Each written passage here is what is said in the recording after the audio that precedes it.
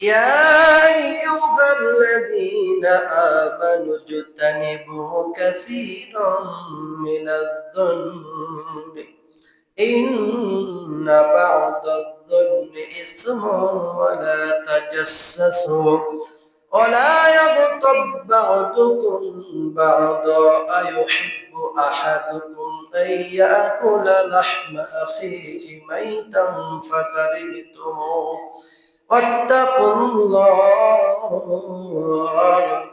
إن الله تواب رحيم الله أكبر আমার বাইদারে আমার মুরব্বি বাবাজিরা আল্লাহ রাব্বুল আলামিন সূরা হুজুরাতের 12 নম্বর আয়াতে ডাক দিয়ে বলেন, হে মুমিনগণ, তোমরা অধিক অনুমান থেকে দূরে থাকো। মানুষের অনুমান করা যাবে না লোকটা ভালো না মন্দ, মানুষের দোষ নিয়ে গবেষণা চিন্তাধারা করা যাবে না।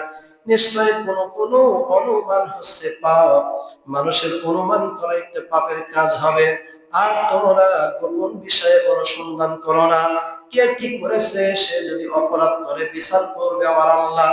আপনি আমি কেন তার গোপন তথ্য নিয়ে গবেষণা করে মানুষের কাছে কালারিং করতে যাব না, বড় গুনাহগার হয়ে যাব। এবং একে অপরের গীবত করো না। তোমাদের মধ্যে কি কেউ তার মৃত ভাইয়ের গোশত খেতে পছন্দ করবে? মৃত ভাইয়ের গোশত কি কেউ পছন্দ করে? কথা বলতে হবে। আমার আল্লাহ ডাকতে বলেন, তোমরা তো তা অপছন্দই করো থাকো, আর তোমরা আল্লাহকে ভয় করো, নিশ্চয় আল্লাহ অধিক তওবা কবুলকারী অসীম দয়ালু। এই আয়াতের ব্যাখ্যা হলো, আর আল্লাহ রাসূল বলেছেন, আযিনাতু আশাদ্দু মিনাল গীবা, আল গীবাতু আশাদ্দু মিনাজ জিনা। গীবাত হচ্ছে জিনার চাইতে খারাপ। বলেন নাউজুবিল্লাহ। একজন মানুষ জিনা করেছে, জিনা হচ্ছে সবচেয়ে জঘন্য পাপ। কিন্তু গীবত করা মানুষ আমরা বুঝি না, মনে করি মানুষের দোষ নিয়ে সমালোচনা করলেই মনে হয় ভালো হবে, সম্মান বেড়ে যাবে। আল্লাহ রাসূল বলেছেন, আল গীবাতু আশাদ্দু মিনাজ জিনা।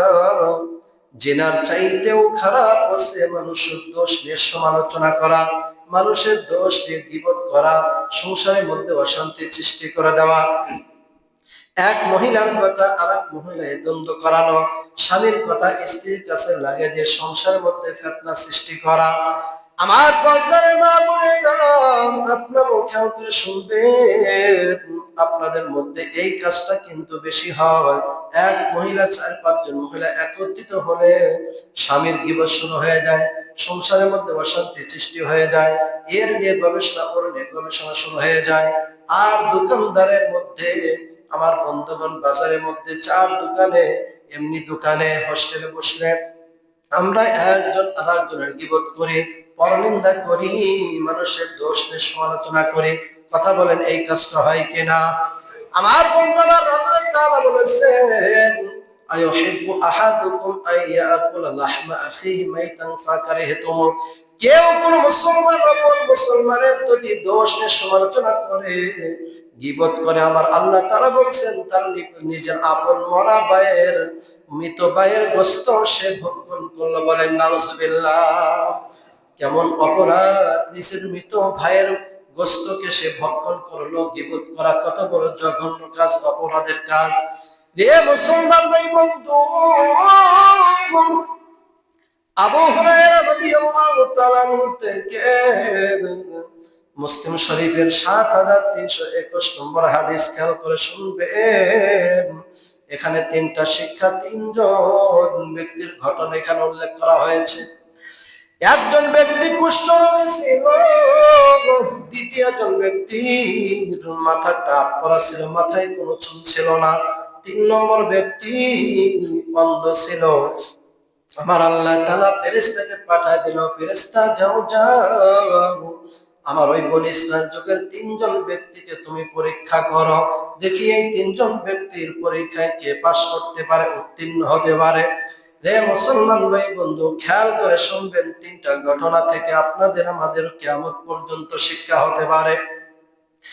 এইবার আল্লাহর ফেরেশতা তিনজন ব্যক্তির সাথে দেখা করতে গেলেন। প্রথম মানুষের বেশ ধরে কুষ্ঠ রোগের কাছে যায়, বলতেছেন ভাইজান, সালাম দিয়ে বলতেছেন ভাইজান আপনি কেমন আছেন? বলে ভাইজান আমি ভালো নাই, আল্লাহ আমার রোগ দিয়েছে, কুষ্ঠ রোগ দিয়েছে, এই রোগের জন্য আমি বড় কষ্টের মধ্যে আছি। তখন এই ফেরেশতা ডাক দিয়ে বলতেছেন ভাইজান, আল্লাহ যদি আপনাকে সুস্থ করে দেয় তাহলে আপনি কেমন খুশি হবেন? বলে পৃথিবীর সব চাইতে খুশি হব, সুখী বান্দা হব আমি, আল্লাহ যদি আমার এই রোগটা ভালো করে দেয়। এইবার আল্লাহর রহমতের ফেরেশতা এই ব্যক্তির মাথা থেকে পা পর্যন্ত গোলায় দিয়ে দোয়া করে, আল্লাহ এই কুষ্ঠ রোগীর রোগকে তুমি আল্লাহ ভালো করে দাও। বলে সুবহানাল্লাহ। আমার ভাইরা, আমার বন্ধুগণ, এবার সুস্থ হয়ে গেল। সুস্থ হওয়ার পরে এইবার বলতেছেন ভাইজান আল্লাহর কাছে আপনি একটা জিনিস আবদার করেন, আমি আল্লাহ তাআলার কাছে দোয়া করে ওই জিনিসটা আপনাকে আমি দেব। বলেন তো দেখি কোন জিনিস আপনার প্রিয় লাগে, কোন জিনিস আপনি লালিত পালিত করলে আপনি ধনী হতে পারবেন, বড় লোক হতে পারবেন, কোন জিনিসটা আপনার দরকার বলুন, আমি আল্লাহ তাআলার কাছ থেকে দোয়া করে এনে দেব। এই প্রথম ব্যক্তি ডাক দিল, ভাইজান আমার একটা জিনিস পছন্দ, সে জিনিসটা হলো উষ্টি। উষ্টি আমার পছন্দ, সে উষ্টি যা যদি তুমি এনে দিতে পারো, এই উষ্টির মাধ্যমে আমি লালিত পালিত করে ধনী হয়ে যায়, বড়লোক হয়ে যাব। এইবার আল্লাহর রহমতের ফেরেশতা এবার একটি উষ্টি এনে তার কাছে দিয়ে বলতেছেন ভাইজান এই উষ্টিটা আল্লাহর পক্ষ থেকে আপনাকে হাদিয়া দিয়েছেন, আপনি লালিত পালিত করেন, আল্লাহর কাছে দোয়া করে আপনি অনেক ধনী হয়ে যাবেন। বলেন সুবহানাল্লাহ। এইবার দ্বিতীয় নম্বর ব্যক্তির কাছে গিয়ে এবার সালাম দিলেন, ভাইজান আপনি কেমন আছেন? বলে ভালো আছি, কিন্তু আমার মাথায় চুল নাই। রাস্তায় গেলে মানুষ বলে ওই কালা মাথা, মাথায় চুল নাই, মানুষ অবহেলা করে, ক্রিটিসাইজ করে। আল্লাহ যদি আমার মাথায় চুল দিত তাহলে আমি খুশি হতাম, সব চাইতে সুখী বান্দা হতাম।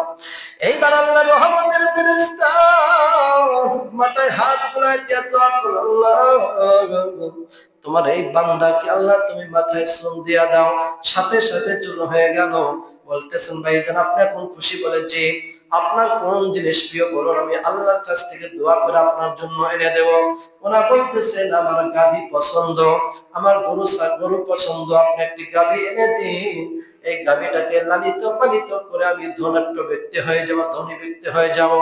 এইবার আল্লাহ রহমতের ফেরেশতা একটি গাভী এনে লোকটাকে দিলেন, বলেন আপনি লালিত পালিত করেন, ইনশাআল্লাহ আল্লাহ আপনাকে ধনাঢ্য ব্যক্তি বানায় দিবে। এইবার তিন নম্বর ব্যক্তির কাছে সালাম দিয়ে বলতেছেন ভাইজান আপনি কেমন আছেন? বলে আলহামদুলিল্লাহ আল্লাহ ভালো রেখেছেন। বলে আপনার মনের কোনো দুঃখ আছে কিনা? বলে একটাই দুঃখ, আমি ইসলামের পথে থাকি, ভালো পথে থাকি, নামাজ পড়ি, কিন্তু আমার এই চোখ দিয়ে কোনো মানুষকে দেখতে পারি না, আমি আমার স্ত্রীকে দেখতে পারি না, আমার আপন জনকে দেখতে পারি না, আমার মনে সবচাইতে বড় দুঃখ। আল্লাহ যদি আমার চোখ ভালো করে দিত এর চাইতে সুখী আমি আর হতাম না। এবার আল্লাহ রহমতের ফেরেশতা আল্লাহর কাছে দোয়া করলেন, হাত চোখে বুলাই দিলেন, আমার আল্লাহ তাআলা সাথে সাথে চোখের দৃষ্টি শক্তি ফেরাই দিলেন। বলেন সুবহানাল্লাহ। এইবার জিজ্ঞেস করবেন আপনার মনের কি আশা একটু বলুন, আমি আল্লাহ তাআলার কাছ থেকে দোয়া করে আপনার জন্য আমি হাদিয়া এনে দেব। এইবার তিন নম্বর ব্যক্তি বলতেছেন ভাইজান আমার ছাগল, আমার বকরি পালতে অনেক ভালো লাগে, আল্লাহ তাআলার কাছ থেকে আমাকে একটা বকরি এনে দিন, এই বকরি পেলে পোষে আমি ধনাঢ্য ব্যক্তি হতে পারবো। আল্লাহু আকবার, জোরে বলে। এবার আল্লাহর পক্ষ থেকে একটি বকরি এনে দিলেন। খেয়াল করে বুঝবেন, প্রথম জনে দিলেন উষ্টি, দ্বিতীয় জন ব্যক্তি দিলেন গাভী, তৃতীয় জন ব্যক্তি দিলেন বকরি। এই ব্যক্তিরা কিছুদিনের মধ্যেই অনেক তিনজন ব্যক্তি ধনাঢ্য হয়ে গেলেন। আমার আল্লাহ তাআলা সেই ফেরেশতাকে পাঠাতে, ফেরেশতা যাও যাও যাও, এখন তুমি পরীক্ষা শুরু করে দাও, আমি যেভাবে বলবো সেইভাবে তুমি কাজ করে বা। এইবার আল্লাহ রহমতের ফেরেশতা মুসাফির হালত ধরে গায়ে নোংরা পোশাক নরমাল পোশাক পরলেন, ক্ষুধার্ত ভাব নিয়া এই প্রথম জন ব্যক্তির কাছে সালাম দিয়ে বলতেছেন, ভাইজান আপনি কেমন আছেন? ভালো করে সালামের উত্তর দিলেন না, বলে আমি ভালো আছি, আমি ব্যস্ত আছি, তুমি কে, তোমার কি পরিচয় বলো। এই মুসাফির ডাকতে বলতেছেন, ভাইজান আমি অনেক দূর থেকে এসেছি, আমি একজন মুসাফির মানুষ, টাকা পয়সা সব আমার শেষ হয়ে গিয়েছে, আমি ক্ষুধার্ত ব্যক্তি, আপনার তো অনেক সম্পদ আল্লাহ দিয়েছেন, এত পুষ্টি দিয়েছেন, আপনার উষ্টির মধ্যে থেকে একটি উষ্টি আমাকে দিন, এই উটটি বিক্রি করে আমি হয়তো পথের খরচ চালাইতে পারবো, আপনি দিবেন কিনা। এইবার সেই ধনাত্ম ব্যক্তি ডাক দিয়ে বলতেছেন, তুমি কে, তোমার এত বড় সাহস, তুমি কেন আমার কাছ থেকে একটা উষ্টি নিতে আসছো, যাও যাও দূর হয়ে যাও, তোমাকে আমি কিছুই দেব না। এইবার ফেরেশতা জিজ্ঞেস করবে, ভাইজান আপনি তো অনেক ধনাঢ্য ব্যক্তি হয়েছেন, আপনি তো এক সময় গরিব মানুষ ছিলেন, আপনার তো রোগ ছিল, অসুস্থ ছিলেন, কেন আপনি মুসাফিরকে ভুলে যাচ্ছেন? এত সম্পদ আল্লাহ দিয়েছেন, একটা অষ্টি দিলি সমস্যা কি? এইবার ওই লোকটা ডাকতে বলতেছেন, কে বলতেছেন আমি অসুস্থ ছিলাম, কে বলতেছেন আমি গরিব মানুষ ছিলাম? না না না, আমার বাবার আমল থেকে আমি ধনাঢ্য ব্যক্তি ছিলাম, আমি সুস্থ ব্যক্তি, আমার কোনো রোগ হয়নি, অভাব হয় নাই। পিছনের কথা ভুলে গিয়া ওই মুসাফিরকে কিছুই না দিয়ে এবার অস্বীকার করলেন। এইবার আল্লাহ রহমতের ফেরেশতা ডাক দিয়ে বলতেছেন, তুমি যদি সত্য বলো তাহলে ঠিক আছে, তুমি যদি মিথ্যা কথা বলো আমি আল্লাহ তাআলার কাছে তোমার জন্য বদদোয়া করলাম। ও মালিক, পিছনের কথাকে অস্বীকার করার কারণে, ধনাঢ্য ব্যক্তি হওয়ার কারণেও, এক সময় গরিব ছিল মিথ্যা কথা বলার কারণে, তোমার আগে যে হালতে ছিল আল্লাহ তুমি তোমার সেই বান্দাকে আগের হালতটা বানায় দাও। জোরে বলেন আল্লাহু আকবার। এই কথা বলে আমার বন্ধু চলে গেলে, এবার দ্বিতীয় ব্যক্তির কাছে চলে গেলেন, ভাই জান আপনি কেমন আছেন? বলে আছি আলহামদুলিল্লাহ। কি জন্য এসেছো? বলে আমি একজন মুসাফির মানুষ, ক্ষুধার্ত ব্যক্তি, আপনার তো অনেক গাভী দিয়েছে আল্লাহ, একটি গাভী আমাকে দিন, আমি বিক্রি করে খরচ চালাইতে পারবো, আমার বাসায় যেতে পারবো। বলতেছেন কে তুমি? আমি তোমাকে দিতে পারবো না। বলে আপনি তো এক সময় মাথায় টাক পরা ছিল, মাথায় চুল ছিল না, আপনি তো কষ্টের মধ্যে জীবন যাপন করেছিলেন, আপনি তো গরিব মানুষ ছিলেন, অভাব অনটে ছিলেন, তাহলে আপনি ধনাঢ্য হয়েছেন, আল্লাহ তো সম্পদ দিয়েছে, তাহলে একটি গাভী আমাকে দিলে আপনার সমস্যা কি? দ্বিতীয় জন ব্যক্তি বলতেছেন, কে তোমাকে বলেছে আমি গরিব মানুষ ছিলাম? আমি তো আগের থেকে ধনাঢ্য ব্যক্তি ছিলাম, আমার মাথায় কোনো টাক পড়া ছিল না, তুমি মিথ্যা কথা বলতেছো, আমি আগের থেকেই ভালো মানুষ ছিলাম, আগের থেকেই ধনাঢ্য ব্যক্তি ছিলাম, যাও যাও, তোমাকে আমি কিছুই দিতে পারবো না। এই ফেরেশতা ওই ব্যক্তির যে কথা বলেছে আগের ন্যায় আল্লাহ তোমাকে ওইভাবেই করে দেবে, এই কথাটি বললেন। এইবার তৃতীয় ব্যক্তির কাছে গেলেন অন্ধ, অন্ধকে সালাম দিয়ে বলতেছেন, ভাইজান কেমন আছেন? আলহামদুলিল্লাহ, আল্লাহ আমাকে ভালো রেখেছে। ও ভাইজান আমি মুসাফির মানুষ, আপনার তো অনেক বকরি ছাগল আছে, একটি বকরি আমাকে দিন, আমি বিক্রি করে অথবা জবাই করে খাবো, আপনি দিবেন কিনা?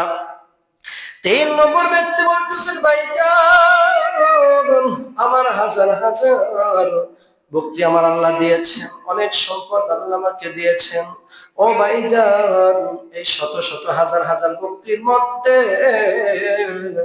আপনার যেটা মন চায় সেই বকরিটা আপনি নিয়ে যান। বলেন সুবহানাল্লাহ।